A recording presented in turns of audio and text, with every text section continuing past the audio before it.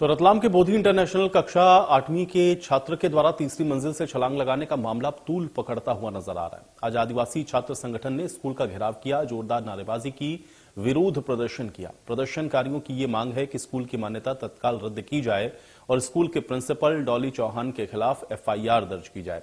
आदिवासी संगठन के कार्यकर्ताओं ने स्कूल के मुख्य गेट के बाहर धरना दिया और प्रिंसिपल और स्कूल प्रबंधक के खिलाफ जमकर नारेबाजी की।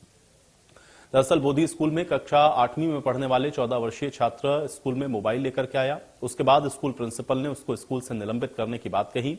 इसको लेकर छात्र के परिजनों को स्कूल में बुलवाया गया। छात्र इसी डर के कारण मानसिक दबाव के चलते 28 नवंबर को स्कूल की तीसरी मंजिल पर जाकर के छलांग लगा दी, जिसमें वो गंभीर रूप से घायल हो गया, जिसका इलाज पहले रतलाम के हॉस्पिटल में चला और फिर देर रात छात्र को गुजरात के अहमदाबाद के लिए रेफर किया गया।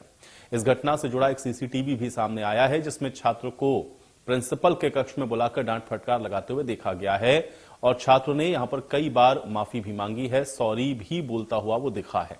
इस पूरे मामले में शिक्षा अधिकारी ने 4 सदस्यीय टीम का गठन किया है, जांच का आश्वासन दिया है और ये कहा है कि जांच में जो भी मामला पाया जाएगा उसके अनुसार कार्रवाई होगी। सीसीटीवी में भी साफ दिख रहा है कि छात्र अपनी गलती को स्वीकार करते हुए बार बार कान पकड़ करके माफी मांग रहा है और सॉरी मैडम बोल रहा है, जबकि प्रिंसिपल लगातार उसको डांटती हुई दिख रही हैं। वहीं स्कूल से रेस्ट्रिकेट करने की बात भी कह रही हैं। छात्र संगठन का आरोप यह है कि मानसिक दबाव के चलते ही छात्रों ने यह खौफनाक कदम उठाया है।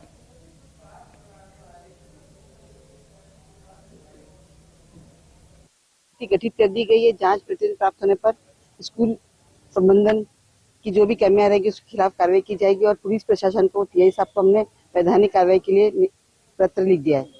इनकी मांग क्या है? इनकी मांग है कि जो स्कूल प्रबंधन के विरुद्ध कार्रवाई की जाए। जांच समिति, जैसे हमको संज्ञान में आया मामला है, हमने हमारी शिक्षा विभाग की जांच समिति गठित कर दी है। वो 2 दिन में पालन प्रतिवेदन दे देंगे। उसकी प्रतिवेदन आने पर हम कार्रवाई की जाएगी। आज जो घेराव किया था इसका समाधान जो है उनने बोला है, अभी सम्मान्य अभी जो आए थे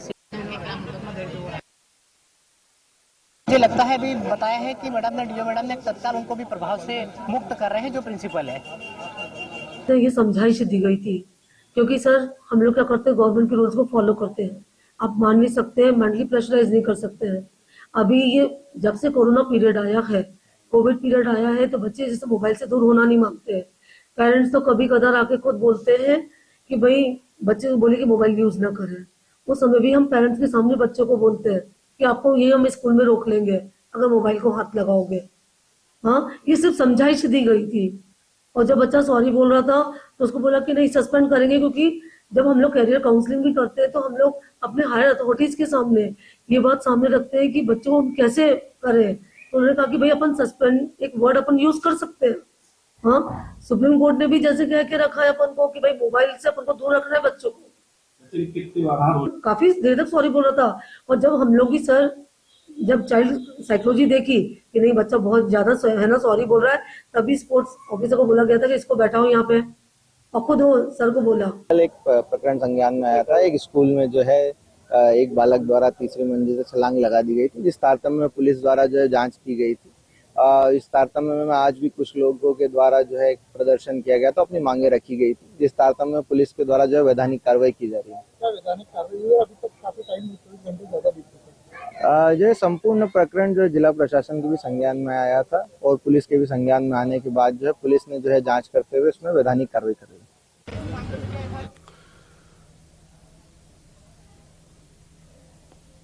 और मेरे साथ मेरे सहयोगी मोहम्मद हुसैन जुड़ चुके हैं, सीधे उनका रुख कर लेते हैं। मोहम्मद, हम लोग देख रहे हैं इस घटनाक्रम को लेकर के लगातार आक्रोश बना हुआ है। सीसीटीवी तस्वीरें भी अपने आप में बहुत कुछ कह रही हैं। अभी फिलहाल क्या जानकारी है इसको लेकर के, क्योंकि जो आक्रोश है वो लगातार दिख रहा है कि बढ़ रहा है और ये भी कहा जा रहा है कि भाई स्कूल प्रबंधन पर कार्रवाई होनी चाहिए। बिल्कुल, मैं अभी इस वक्त मौजूद हूँ निशान कटारा के घर पर। अभी निशान के परिवार के लोग भी कुछ मेरे साथ मौजूद भी हैं। मैं उनसे भी जानना चाहूंगा कि किस तरह से उनको जानकारी मिली थी और क्या कुछ पूरा घटनाक्रम था। जी, निशान कटारा की दादी हूँ और कल जैसे ही 9 बजे हमको खबर मिली कि स्कूल में पापा को बुलाया। तो पापा को क्यों बुलाया, क्या हुआ क्या नहीं। तो पहले कह दिया कि हॉस्पिटल में वहाँ आ जाओ, दीनदयाल। हम दीनदयाल हॉस्पिटल कहाँ है? फिर मैंने फोन लगाया, फिर उन्होंने कहा कि ये अरविंद हॉस्पिटल, बस आ जाओ। आ जाओ, हुआ क्या? तब भी फिर नहीं बताया, बस आ जाओ। और जैसे गए वहाँ तो पता चला कि रिशान कटारा तीसरी मंजिल से छलांग लगा दी। अब कैसे हुआ क्या हुआ ये तो हमको भी मालूम नहीं पड़ा। अब जैसे जैसे बात चलती गई, मैडम भी प्रिंसिपल मैडम खड़ी थी। अब फिर मैंने कहा चल जाने लगे गीता देवी हॉस्पिटल में। फिर मैंने पीछे से मैडम को आवाज दी, मैंने कहा मैडम क्या हुआ, बच्चा कैसा है? कि बच्चा ठीक है और बच्चा तो सीढ़ियों पे से गिर गया। फिर मैंने कहा चलो हो सकता कोई बच्चे ने धक्का लगा दिया हो या किसी प्रकार से कोई भी ऐसी बात हुई हो, कैसे पाँव भी फिसल सकता है। इस उसमें रह गए हम। फिर जब हमने शाम को सारे वीडियो देखे तब बच्चा तीसरी मंजिल से छलांग लगाता हुआ दिख रहा और मैडम इतना टॉर्चर कर रही था कि मतलब जैसे उनके कोई बच्चे हो ही नहीं, कि वही बच्चे ने कुछ गलती करी और गलती करी तो आप माफी मांग रहा है, दंड बैठक लगा रहा है। 43 बार बच्चे ने माफी मांगी फिर भी उनका हृदय बिल्कुल पसीजा नहीं। हम तो खुद पूरा रतलाम शहर सब बच्चों के पालक लोगों ने हमसे संपर्क किया, पर मैडम ने गीता देवी हॉस्पिटल में आके भी बच्चे के हाथ फेर देती कि भाई ऐसा हुआ है, बच्चे ने आपने ऐसा कदम कैसे उठा लिया। तो भी हम मानते ना, तो कोई प्रतिनिधि आया ना कोई क्षमा याचना कुछ भी नहीं, खुद ने गलती करी और फिर हमारे मेरे लड़के के ऊपर डाल दिया कि पालक था, पालक को तो अलग इन्होंने बिठा दिया। तो कौन सा रूम है इनका, उस रूम में बिठा दिया और उसको मालूम भी नहीं मेरा बच्चे के साथ ऐसा प्रताड़ना हो रही उधर। पुलिस की तरफ से कुछ कार्रवाई हुई थी? पुलिस ने तो एक जरा भी नहीं, उल्टे और हमको कहने लग गए। मैंने कहा तुम हम आदिवासी परिवार के हैं और समझ नहीं पा रहे हैं कौन सा एक्ट है क्या है। तो भी वो कहने लगे कि ये इसमें तो कोई तुम्हारा वो बनता नहीं है। मैं लेके भी गई थी औद्योगिक क्षेत्र थाना रतलाम में, तो मेरे को भी बोल दिया कि इसमें हम क्या कार्रवाई कर सकते हैं, आप वहाँ जाओ। तो अब हम कहाँ जाएं? रिशान के भाई भी मेरे साथ मौजूद हैं, उनसे भी जानने की कोशिश करेंगे कि उनको किस तरह से सूचना मिली थी और क्या कुछ पूरा घटनाक्रम हुआ था। कल सुबह 10 बजे के आसपास फोन आया था पापा के पास। पापा गए और वो ईशान को तब तक तो वो लोग चिल्ला रहे थे बहुत, और फिर उसने भागकर तीसरी मंजिल से छलांग मार दी। पापा को तो पता भी नहीं था कि वो ऐसा कुछ हुआ है। जब वो गिरा पापा को तब पता चला कि वो गिरा है और फिर वो उसको जल्दी से हॉस्पिटल लेके गए और फिर उन्होंने हमें फोन करा। अपने खुद के मैडम का कहना है कि मोबाइल में रील बना रखी थी, तो क्या आपको उसके बारे में पता था क्या कुछ रील? नहीं, उसने कोई रील नहीं बनाई थी, उसने बस एक नॉर्मल सा क्लासरूम का फोटो भेजा था, स्टोरी पर लगाया था उसने बस ये फोटो नॉर्मल सा, बस और कुछ नहीं। और उसके लिए उसे कल इतना कुछ बोला गया और फिर उसकी मेडल्स की भी बात करी। उनके गुरु सर ने उसे बहुत कुछ बोला कि मेडल्स किसी काम के नहीं है, ये वो बहुत कुछ बोला। जानबूझ के वो स्केटिंग और इन सब कर आ गई थी, उन्हें पता था कि वो सब स्केटिंग के लिए ही कर रहा है, स्केटिंग से उसका बहुत लगाव है, तो इसलिए वो जानबूझ के बार बार स्केटिंग की बात कर रहे थे ताकि वो ओवर प्रेशराइज हो। और बस इस रिशान की मौसी भी हमारे साथ मौजूद है, उनसे भी जान लेते हैं कि क्या कुछ रील्स बनाई हुई थी, क्या स्कूल की टीचर का कहना था कि रील्स बनाई थी।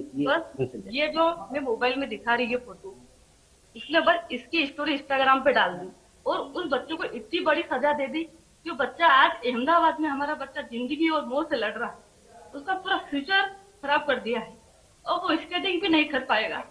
सोचो अभी इतनी सी इस रील के लिए बच्चे को, मैडम को थोड़ा बहुत तो सोचता था, इंसानियत कहाँ गई, खत्म हो गई। थोड़ा तो मैडम को सोच के तरस खाना था उसके ऊपर। ठीक है बेटा, अगली बार ऐसी गलती मत करना। पिता को बुलाया, पिता के सामने समझाना था मैडम को कि सर ऐसी बात है, तो बच्चा आज इस स्थिति में नहीं पहुंचता। निशान खिलाड़ी भी था, निशान खिलाड़ी था वो। उसका 6 तारीख को उसका विशाखापट्टनम में नेशनल था उसका, कई बार गोल्ड में मेडलिस्ट, सिल्वर मेडल आ चुका है बच्चा, वो हमारा बच्चा। और उसकी पूरी लाइफ खराब। इसका जिम्मेदार कौन है ये बताओ, कौन है इसका जिम्मेदारी बताओ। और इसके ऊपर कोई कार्रवाई नहीं कर रहे, मतलब कोई कार्रवाई है ही नहीं। बच्चा मर भी जाए तो भी कोई कार्रवाई नहीं है, तो कहाँ गया हमारा प्रशासन ये बताओ, कौन जिम्मेदारी लेगा। आज एक रिशान है, कल 2 रिशान खड़े रहेंगे, 1000 रिशान। इसका मतलब होता रहेगा ये। बच्चे ऐसा ही सोचा, मतलब बच्चा स्कूल में भी सेफ नहीं है, ये बच्चा स्कूल में सेफ नहीं है।